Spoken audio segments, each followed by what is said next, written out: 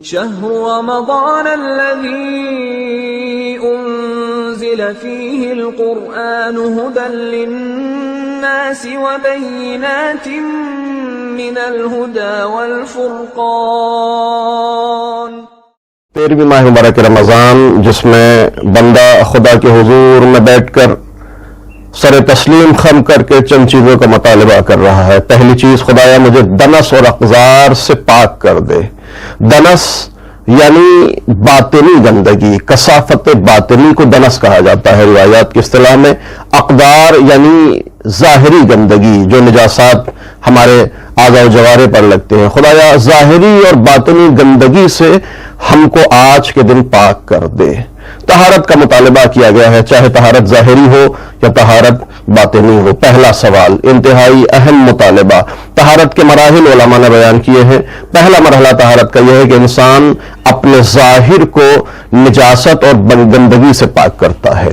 طہارت کا دوسرا مرحلہ، انسان اپنے اعضاء و جوارح کو گناہوں کی گندگی سے پاک کرتا ہے۔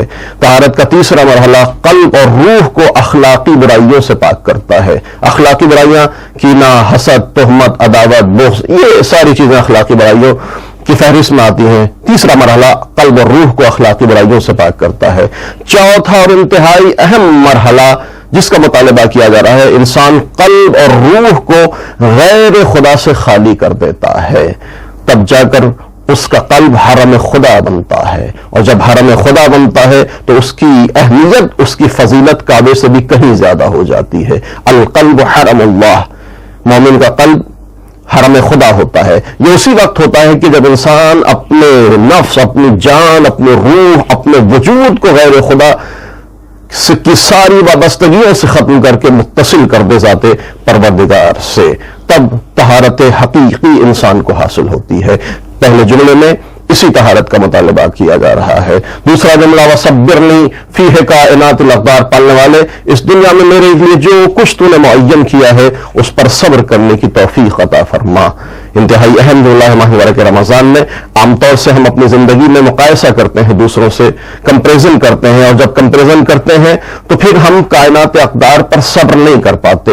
علماء نے تاکید کی ہے کہ جب انسان کمپیریزن کرے، کمپیریزن یقیناً کرنا چاہیے، مقایسہ دوسروں سے کرنا چاہیے، لیکن جب مال و دولت اور مادیت سے مقایسہ ہو تو اپنے سے نیچے والے لوگوں سے مقایسہ کرے، لیکن جب عبادت اور معنویت میں مقایسہ ہو تو اپنے سے اوپر والوں سے مقایسہ کرے، تب جا کر اللہ یہ توفیق کرامت کرے گا کہ انسان صبر کرے گا جو کچھ زندگی میں، جو کچھ دنیا میں اس کے لیے لکھا گیا ہے۔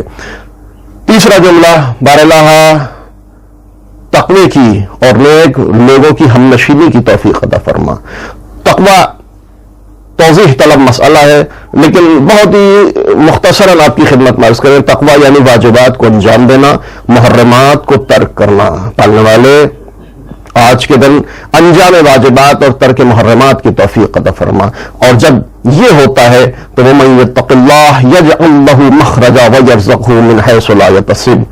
جب انسان تقوی اختیار کرتا ہے تو خدا تعالیٰ اس کے لیے راہیں کھول دیتا ہے اور اتنا رزق دیتا ہے کہ اس کا گمان بھی نہیں کر سکتا۔ صحبت الابرار، پالنے والے آج کے دن نیک لوگوں کی ہم نشینی کی توفیق کرامت فرما۔